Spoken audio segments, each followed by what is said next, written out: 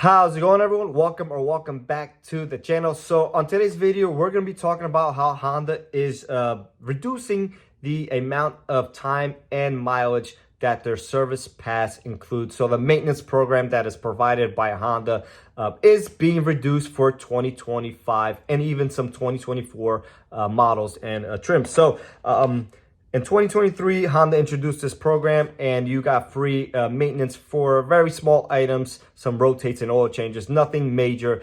But obviously, Honda is taking a step back here and reducing from 2 years, 24,000 miles to 12 months and 12,000 miles. So essentially going from 2 years to 1 year only, or 12,000 miles, whatever comes first, from 24,000 miles. So ICE and hybrid vehicles for 23, 24 model years were 2 years, 24,000 miles, and ICE and hybrid vehicles starting 2025 model years are going to be only 12 months and 12,000 miles. Once again, only half the mileage and time. So battery electric vehicles starting 2024 will all be only 12,000 miles or 12 months. This also applies to the Acura lineup as well with the same parameters. So Honda is just looking at cutting costs, I would assume, at this point, and they're trying this program. And I guess maybe some people were taking advantage of it or whatnot and costing them more money than they initially anticipated. Now, they could have went about this a different way, maybe raising MSRP up a little bit to kind of,